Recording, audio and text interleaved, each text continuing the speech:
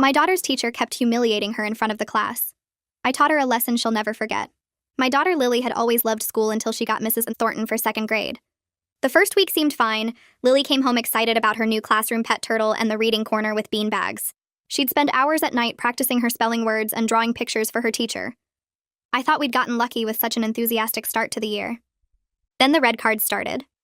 Mrs. Thornton had this system where kids got green cards for good behavior, yellow for warnings, and red for being in trouble. Lily got her first red card for asking to use the bathroom during math time. She'd raised her hand and waited, but Mrs. Thornton said she should have gone at recess. Lily wet herself a little trying to hold it and had to wear lost and found clothes the rest of the day. When I emailed Mrs. Thornton about it, she said children need to learn time management. The next week, Lily got a red card for helping another student with their worksheet. Mrs. Thornton said it was cheating, even though Lily was just showing the kid where to write their name. Then another red card for standing up to sharpen her pencil without permission. Another for sneezing too loud during reading time. By October, Lily was getting red cards almost daily for the most ridiculous things while other kids did the same stuff without consequence. But the real problem started with the public punishments. Mrs. Thornton would make Lily stand in front of the class and explain why she got a red card. A 7-year-old having to stand there while 20 kids stared at her, trying to explain why drinking water without permission was wrong. Lily started having stomach aches every morning and begging not to go to school. I scheduled a meeting with Mrs. Thornton, who told me Lily was too sensitive and needed to toughen up. She actually said maybe if I disciplined better at home, Lily wouldn't act out at school. I asked what acting out meant, and she listed things like humming quietly while working and wiggling in her seat. Normal 7-year-old stuff. I tried going to the principal, but Mrs. Thornton had been there 15 years, and he said she had her own methods that worked. The worst day was when Lily got a red card for crying. She'd skinned her knee at recess and was trying not to cry, but tears were rolling down her face. Mrs. Thornton made her stand up and tell the class that crying was for babies, and second graders were big kids. The whole class laughed while my daughter stood there with a bloody knee trying to apologize for having feelings. That night, Lily asked me if she was a bad kid. She said Mrs. Thornton told the class she gave out more red cards to Lily than anyone else this year. I decided Mrs. Thornton needed to understand what real consequences looked like. First, I started volunteering in the classroom every week. Mrs. Thornton couldn't say no because the school encouraged parent involvement. I'd sit in the back taking notes on everything. Not obviously, just jotting things down in a little notebook with a smile. Mrs. Thornton would ask what I was writing, and I'd say just remembering funny things the kids said. But she'd see me write whenever she gave Lily a red card. It made her nervous. Then I befriended all the other room moms. We had coffee, talked about our kids, and I'd casually mention how stressed Lily was about all the red cards. They started sharing their own concerns about Mrs. Thornton's strictness. Soon everyone was comparing notes about unfair punishments. The mom gossip network activated, and suddenly everyone was watching Mrs. Thornton's every move. I also started sending the most cheerfully aggressive emails. Every red card got a response asking for detailed clarification about the classroom rules. If humming was disruptive, what about tapping? If standing without permission was wrong, what if a child dropped something? I'd CC the principal on every third email, just to keep everyone informed about classroom management. Mrs. Thornton had to spend hours responding to my concerns. The turning point was the winter concert. I volunteered to help coordinate and got myself in charge of the parent seating chart. I made sure Mrs. Thornton's biggest critics were sitting right behind her. During the show, I arranged for Lily to do a special introduction thanking all the teachers, except mysteriously forgetting Mrs. Thornton. When people asked why, I'd whisper about the red card situation. By intermission, every parent was side-eyeing Mrs. Thornton. Then came the class Valentine's party. I volunteered to bring supplies and showed up with everything in red. Red plates, red cups, red napkins, red decorations. I kept saying how much Lily loved the color red now thanks to seeing it so much this year. The other parents caught on and started making jokes about Lily's red card collection. Mrs. Thornton's face matched the decorations. The masterpiece was during Teacher Appreciation Week. I organized the class gift and suggested everyone write notes about what their kids learned this year. I helped Lily write hers, which said, "Thank you for teaching me that. Even when I try my best, it's not good enough, and that some people just won't like me no matter what." I made sure that card was right on top when Mrs. Thornton opened the gift in front of all the parents. The room went dead silent. Requested Reds is on Spotify now. Check out link in the description or comments. Mrs. Thornton's face turned bright red as she read the first few words of Lily's card out loud, her voice confident at first, but trailing off when she realized what she was saying. She shuffled it quickly to the bottom of the pile and tried to move on to the next card, but Michelle leaned forward with this sweet smile. She asked if we could pass the notes around, so everyone could read all the wonderful things the kids wrote. Mrs. Thornton's hands actually shook a little as she handed the stack to the parent next to her. I watched the cards make their way around the circle while Mrs. Thornton stood there frozen, her smile looking more like a grimace. Parents started reading, and their expressions changed from pleasant to confused to horrified. One mom covered her mouth with her hand. Another one glanced at Mrs. Thornton with raised eyebrows and then looked at me. The room got really quiet except for the sound of cards being passed around. Mrs. Thornton tried to laugh it off and said something about how kids have such interesting perspectives, but nobody laughed with her. The party wrapped up fast after that, with parents suddenly remembering they had places to be. Michelle caught up with me in the parking lot while I was buckling Lily into her car seat. She touched my arm and her voice was quiet but urgent. She told me her daughter Emma had been getting red cards for stuff that made no sense, like organizing her crayons during free time or asking to get a tissue. Michelle said she thought Emma was just having trouble adjusting to second grade and maybe being too sensitive. But after reading Lily's card and thinking about all the stories Emma had been telling her, she realized it wasn't Emma's fault at all. We stood there between our cars while the other parents drove past, and Michelle asked if we could meet for coffee tomorrow to talk about what was really happening in that classroom. I gave her my number, and we agreed to meet at the Starbucks near school at 9 in the morning. The next day I got there first and ordered my usual latte. Michelle showed up right at 9, but she had another woman with her. Michelle introduced her as Aaliyah and explained that she'd mentioned our coffee date to Aaliyah at drop-off that morning. Aaliyah's son was also in Mrs. Thornton's class, and when Michelle mentioned the red cards, Aaliyah practically begged to come along. We grabbed a table in the corner away from other people, and I pulled out my phone to show them photos of some of Lily's red cards. Aaliyah stared at them and then dug through her purse to show us her son's red cards from just this week. One was for breathing too loud during silent reading. Another was for fidgeting with his pencil during a lesson. Michelle pulled up photos on her phone too, and we spread them all out on the table between our coffee cups. The three of us started comparing notes about what our kids had been telling us, and a pattern emerged that made my stomach hurt. Mrs. Thornton had a group of kids she targeted constantly, while other children did the exact same behaviors without consequences. We decided right there that we needed to document everything our children told us about each school day. Aaliyah suggested we create a shared document where we could all add entries with dates and times and specific details about what happened. I left that coffee shop and drove straight to the school to schedule a meeting with the counselor. The secretary tried to tell me the counselor was booked up for weeks, but I said it was urgent regarding my daughter's mental health and I'd wait as long as necessary. The counselor found 10 minutes for me that afternoon. I sat in her tiny office surrounded by motivational posters and told her about Lily's stomach aches every morning and how she'd started having trouble sleeping. The counselor listened and took notes, nodding along like she'd heard this before. When I mentioned Mrs. Thornton's name, the counselor's pen stopped moving and she got this careful look on her face. She said she couldn't discuss other students due to privacy rules, but she'd seen several second graders this year with similar stress symptoms. Then she suggested I might want to talk to other parents to see if they had concerns too. The way she said it made it clear she was telling me something without actually telling me something. I thanked her and left, feeling like I'd just gotten confirmation that this was bigger than just Lily. That evening, Michelle called me and said she'd told her husband Curtis about everything we'd discovered at coffee. Curtis was on the school board, and Michelle said he was shocked because Mrs. Thornton had always gotten glowing reviews from the principal. She told me Curtis was going to quietly ask around with the other board members to see what they knew. 2 days later, Michelle texted me that Curtis had found out 3 other board members had received complaints about Mrs. Thornton this year. The principal never forwarded any of those complaints to the board like he was supposed to. Curtis was livid because the board was supposed to be informed about serious parent concerns, especially patterns of complaints about the same teacher. The following Monday, I showed up for my regular volunteer shift in Mrs. Thornton's classroom, but this time I wasn't just helping kids with their worksheets or organizing supplies. I was watching everything. I sat in the back with my notebook and wrote down what I saw with timestamps. At 9:15, Mrs. Thornton gave a red card to a boy named James for tapping his pencil on his desk. At 9:43, she didn't say anything when another kid did the exact same thing for twice as long. At 10:20, she gave Lily a red card for getting up to throw away a tissue without permission. But at 10:35, another girl got up and sharpened her pencil without asking, and Mrs. Thornton just smiled at her. I documented it all. The same 5 kids kept getting red cards while other children did identical behaviors and got praised or ignored. Mrs. Thornton kept glancing back at me while I wrote, and I could see her getting more tense as the morning went on. After class, Mrs. Thornton asked the kids to line up for lunch and then walked over to where I was packing up my stuff. She had her arms crossed and asked why I was really volunteering so much this year. Her voice had this edge to it that wasn't there before. I looked up at her and gave her my sweetest smile. I told her I just loved being involved in Lily's education and seeing how second grade worked. I said it was so interesting to observe different teaching methods and classroom management styles. Mrs. Thornton stared at me for a long moment, and I could see her trying to figure out if I was being genuine or messing with her. She finally just said that was nice and walked away, but her shoulders were tight and she kept looking back at me as she left. I knew she understood that I was watching her now and documenting everything. She was going to have to be more careful when I was in the room. The pressure kept building over the next 2 weeks. Curtis reached out to Principal Holden and mentioned that the school board was asking questions about parent complaints.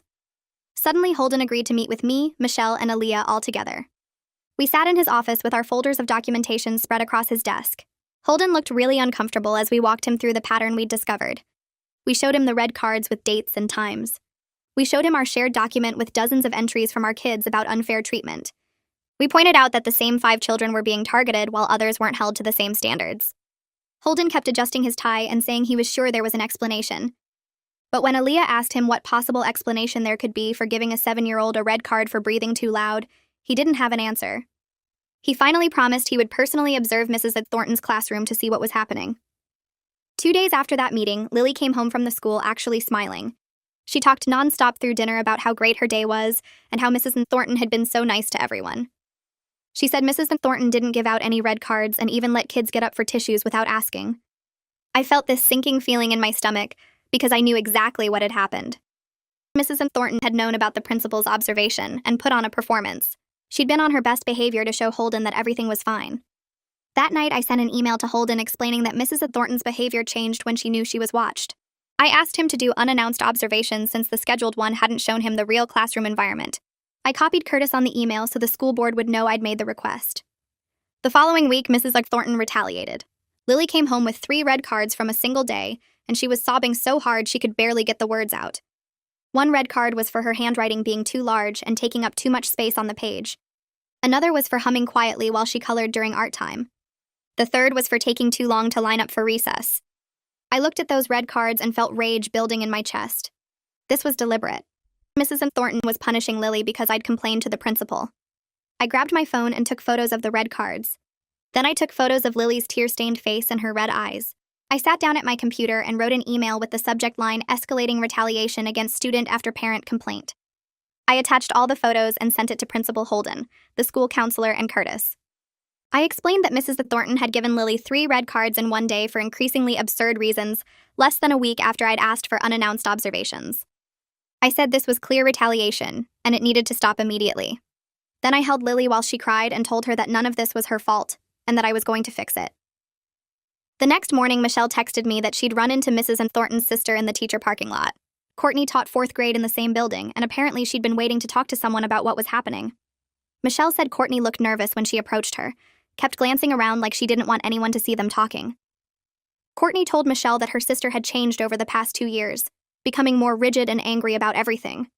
She complained constantly about entitled parents who questioned her methods and problem children who couldn't follow simple rules. Courtney said she'd tried talking to her sister about being more flexible, but Mrs. Thornton insisted that kids today needed stricter boundaries and tougher consequences, or they'd never learn respect. Michelle asked if Courtney had noticed her sister targeting specific students, and Courtney went quiet for a long moment before admitting that yes, she'd seen the pattern. Mrs. Thornton would fixate on certain kids and find fault with everything they did while ignoring the same behaviors in other students. Courtney said she felt guilty for not speaking up sooner, but Mrs. Thornton was her sister, and she didn't want to cause family problems by reporting her. Michelle thanked her for being honest, and Courtney made Michelle promise not to mention where the information came from, because she still had to work in the same building. That afternoon, I made an appointment with Maya Simmons, a child psychologist that the school counselor had quietly recommended. I took Lily in the following week and watched through the observation window as Maya talked with her using dolls and drawing activities. Lily drew a picture of her classroom with herself standing alone in front of the other kids, and when Maya asked her to explain it, Lily said that's where she had to stand when she got in trouble. Maya asked how that made her feel, and Lily said scared and embarrassed because everyone stared at her. She drew another picture of herself with a big red card covering her whole body. After the session, Maya called me into her office and said Lily was showing clear signs of anxiety directly related to the classroom environment. She explained that the public humiliation and unpredictable punishment system had created a fear response in Lily that was affecting her ability to learn and feel safe at the school.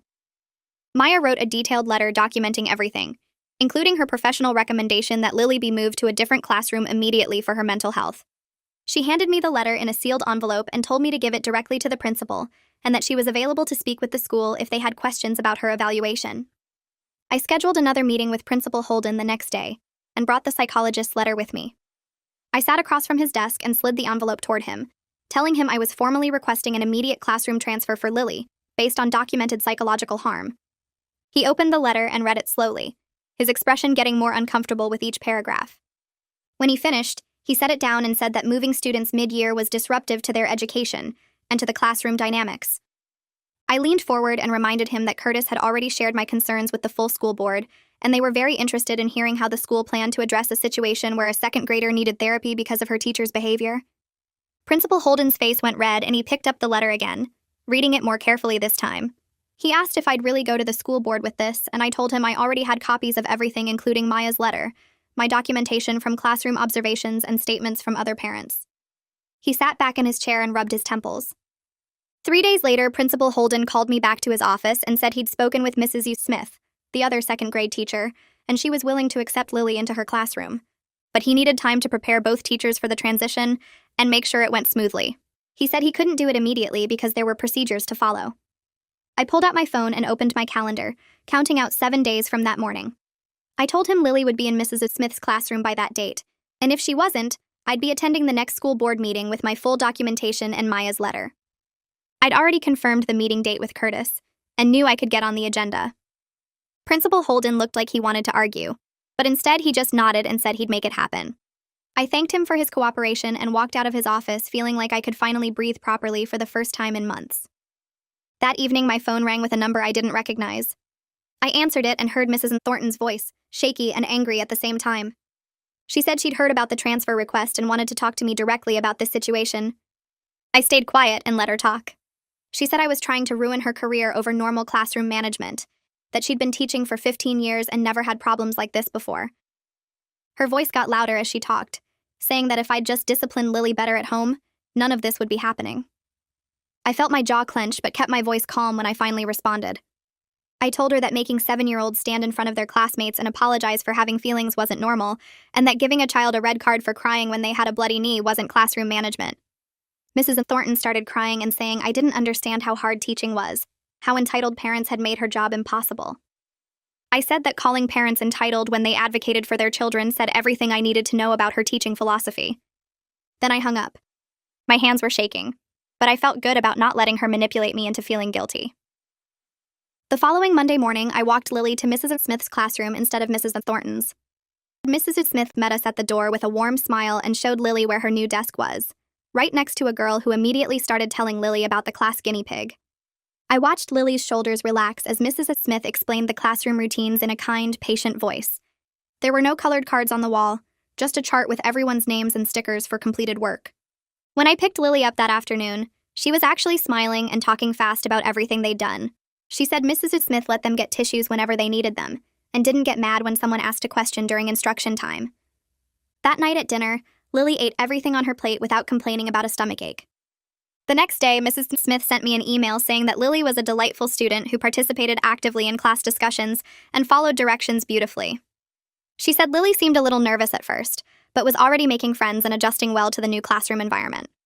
2 days later, Michelle called and asked if I'd meet her and Aaliyah for coffee. When I got there, they both looked exhausted and stressed. Michelle said Emma was still getting red cards almost daily and coming home in tears, and Aaliyah's son had started having nightmares about school. They wanted to know if I'd help them get their children transferred too. I pulled out my folder with copies of all my documentation and walked them through exactly what I'd done. I showed them how to document specific incidents with dates and times, how to request meetings with the principal, and what to say, and how to get their children evaluated by a psychologist if needed. Michelle said Curtis had already told her he'd support them with the school board, and Aaliyah was ready to fight as hard as necessary to protect her son. Within 2 weeks, both Emma and Aaliyah's son were moved to different classrooms. Then another parent I barely knew called me asking for help, and her daughter got transferred too. Principal Holden couldn't pretend anymore that this was just one difficult parent making unreasonable complaints. 3 more students had left Mrs. Thornton's classroom in less than a month, and the pattern was impossible to ignore. Curtis called me one evening and said the school board had scheduled a special session to discuss the situation. The district superintendent was getting involved because multiple families had filed formal complaints, and the board couldn't keep handling it at the school level. He said Francine Guidry was reviewing all the documentation from every family, including my classroom observation notes, the psychologist evaluations, and the email chains with Principal Holden. Curtis told me that Francine had already told Principal Holden that his failure to address the complaints earlier had created a serious problem that now required district-level intervention. The principal had tried to explain that Mrs. Thornton was a veteran teacher with an established track record, but Francine apparently shut that down fast by pointing out that his job was to supervise all his teachers regardless of their tenure. Curtis said the next few weeks were going to get intense, but the district was finally taking this seriously. The following Monday morning, Mrs. Thornton didn't show up to the school. A substitute teacher took over her classroom and the office sent out a brief email saying Mrs. Thornton was on administrative leave while the district conducted an investigation. I heard from Michelle that the substitute was young and friendly, and the kids in that classroom visibly relaxed the moment she walked in. Parents started reporting that their children were suddenly enjoying school again, that the morning stomach aches and anxiety symptoms were disappearing. One mom told me her daughter had stopped having nightmares about getting in trouble at the school. Another said her son was actually volunteering to answer questions in class again instead of staying silent to avoid attention. The change was immediate and obvious, which made it even clearer how bad things had been with Mrs. Thornton. During the investigation, 2 parents of former students reached out to me through the school parent network. They said their children had been in Mrs. Thornton's class in previous years and had similar experiences with excessive red cards and public humiliation. Both families had complained to Principal Holden at the time, but he'd told them that Mrs. Thornton's methods were effective, and their children needed to toughen up and learn to handle criticism. One parent said her daughter had cried every morning before school that entire year, but they'd been told it was normal adjustment stress. The other parent said their son had developed such severe anxiety that they'd ended up pulling him out for homeschooling the following year. Both families said they'd eventually given up fighting the system and just tried to survive the year, but they wished they'd pushed harder. Now they wanted their experiences documented as part of the investigation to show this wasn't a new problem. I forwarded both families' stories to Francine along with all my documentation, and she added everything to the official investigation file. The district's review process took another 3 weeks while they interviewed more parents, reviewed Mrs. Thornton's personnel file, and consulted with the teachers' union about their options. Francine called me on a Tuesday afternoon and asked if I could come to her office the next day to discuss the outcome. I arrived at the district building and found Francine waiting in a small conference room with a folder thick with paperwork. She told me the district had decided to offer Mrs. Thornton early retirement instead of going through the termination process. I felt my stomach drop because it sounded like Mrs. Thornton was getting away with everything, but Francine quickly explained that they had more than enough evidence to fire her outright. The problem was the teachers' union would fight the termination and drag the process out for at least 2 years, maybe longer, and during that whole time Mrs. Thornton would either be teaching or collecting full pay while on administrative leave. With the early retirement offer, she'd be gone within 2 weeks and would never be allowed to teach in this district again. She'd also lose the chance to work in any other district in the state, because the early retirement would be noted in her file with the circumstances. Francine said it wasn't perfect justice, but it was the fastest way to make sure Mrs. Thornton never had another classroom of kids to damage. Mrs. Thornton accepted the retirement offer 3 days later. The school board met the following week to address Principal Holden's role in the situation. Curtis called me after the meeting and said it had gotten heated, with several board members demanding answers about why Holden had ignored so many parent complaints over the years. The board voted to formally reprimand him for failing to properly supervise his staff and for not documenting or forwarding serious parent concerns to the district level. Curtis told me quietly that Holden was hanging on by a thread, and one more incident of any kind would cost him his job. The board also voted to implement new policies requiring principals to keep detailed records of all parent complaints and to immediately forward anything involving potential harm to students to the district office. They created a parent liaison position at each school so families would have someone besides the principal to talk to when problems came up. 6 months passed and Lily transformed back into the happy kid she'd been before 2nd grade. Mrs. Smith's classroom became her safe place where she participated in discussions, helped other students, and actually looked forward to the school each morning. She still tensed up sometimes when she made mistakes on assignments and I'd catch her checking my face to see if I was disappointed, but her therapist said those responses would fade with time and positive experiences. I was grateful every single day that I'd fought instead of accepting that 2nd grade would just be a terrible year to survive. Other parents started calling me when they had problems at the school, asking for advice about how to advocate for their kids, and I helped them document concerns and navigate the system that had tried so hard to protect Mrs. Thornton instead of protecting children.